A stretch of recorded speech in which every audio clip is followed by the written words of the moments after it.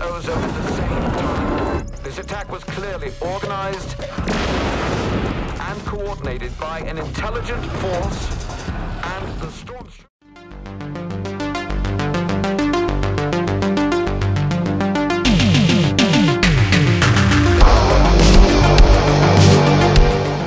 War of the Worlds 2025, directed by Rich Lee. It's got a fairly good cast here. Ice Cube, Eva Longoria, Clark Gregg, plus a few other kind of like character actors that you will know.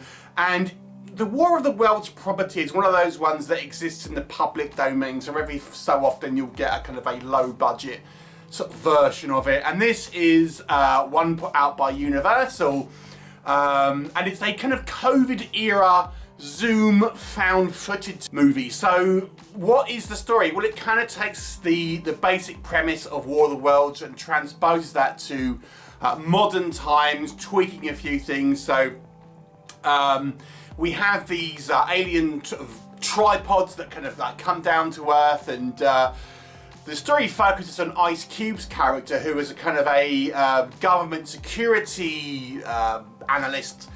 And he's responsible for data collection and looking at threats and things like this through surveillance. So he is our main sort of character, and he's got a daughter who is some type of doctor or scientist, and a son who is kind of a computer expert. Inevitably, the aliens, they kind of come out and they're the tripods and things. But the kind of the new element here is that these aliens are actually kind of feeding on data. So they are attacking data centers and things like this, as well as kind of like the world's infrastructure.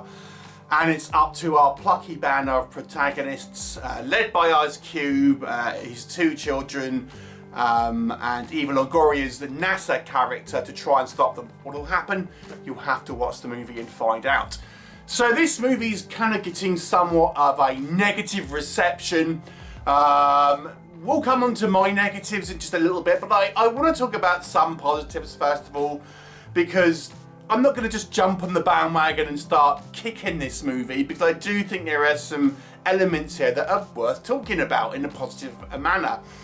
I actually kind of quite like the idea here of updating a public domain older story to fit the kind of like the world we live in 2025.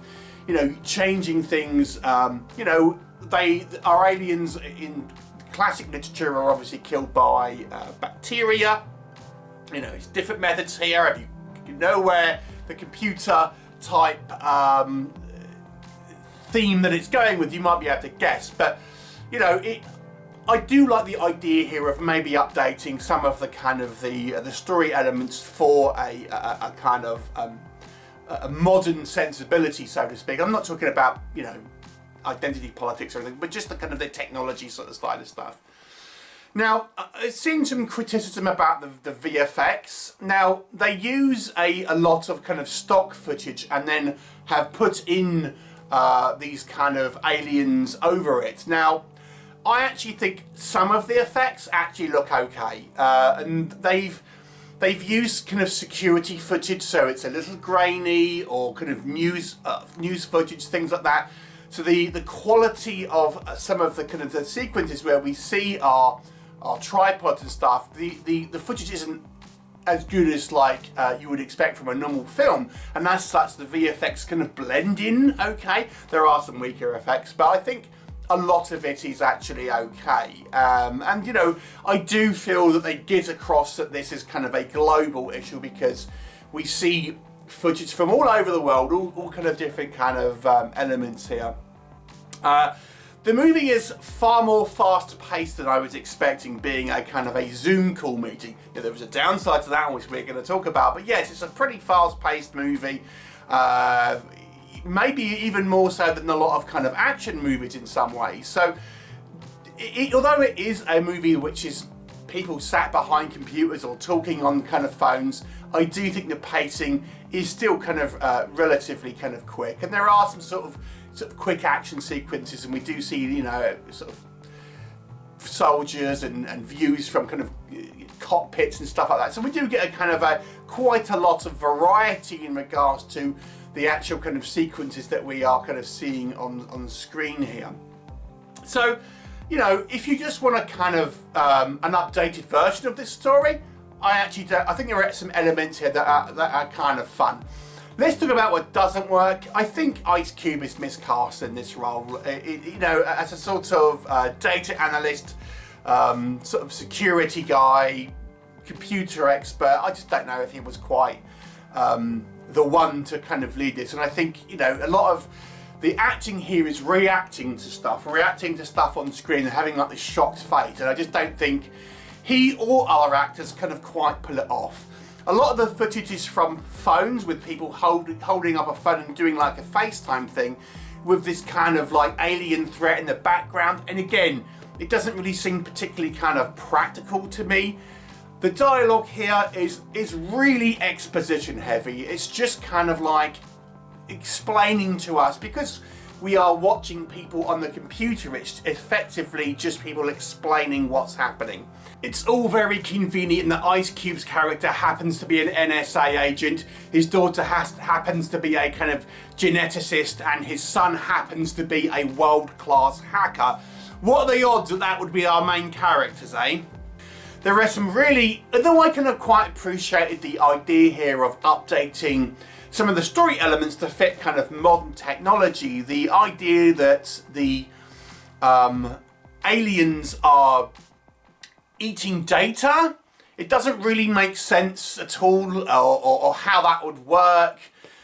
Again, it's just one of these things that I think sound cool, but when you stop and think about it, it doesn't really make any sort of sense and things like that.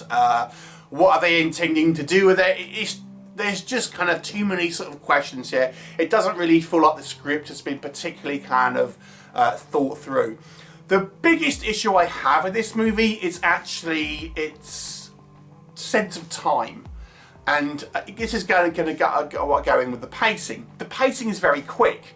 Now, because this is a sort of Zoom style meeting, it almost feels like it plays in sort of real time. There are a couple of time jumps because we see the clock change, but large portions of it are in real time. And things happen just way too quickly for it to be remotely kind of plausible. Like, as soon as the aliens kind of they're coming out the pods or the meteors live, we've got a news report kind of like covering it, and it's just like it's seconds. This has happened seconds before. And just the kind of the general sort of how the kind of the action sort of takes place. It seems to have taken place in about the span of around 8 hours, you know. It just seems way too quickly for everything to be happening at this kind of rate within this kind of movie and things like that. It just is, the sense of time here is just silly, and the pacing is therefore a little bit kind of ridiculous, to be honest with you. There are some effects which don't work. I talked about some. I think that it does. The movie relies a lot on using kind of like tweaked stock footage, but there are some kind of like very obvious kind of like photoshops and kind of tweaks and stuff in certain shots that don't look particularly kind of strong. So, you know, the effects are a bit of a mixed bag, to be honest, I have to say. I do think, you know, H.G. Wells might not be the biggest fan of this adaptation, as I do think it kind of plays sort of fast and loose, really, with the, you know, the source material, and it really kind of lacks that sort of, that sense of build-up and the kind of, and dread and things like this. You know, overall, it's not a good movie, I would say, but I don't think it's quite as bad as maybe some would have you believe. And there's a lot of, you know, product placement and stuff. I know that's might annoy people. Yeah, it's very much a B movie. It's one of these things that I think had it come out during the pandemic, it might have been a bit more well received, but now it just seems a little bit of a relic, and it could have been a better movie had it's, you know, been framed in a better, you know, device, like a normal film, or better script, better acting, better dialogue. As it stands at the moment, I'm going to give it a below average score of 4 out of 10, but I don't think it's quite as terrible as maybe some would have you believe. Have you seen it? What were your thoughts? Leave me a comment and I'll look forward to seeing you next time.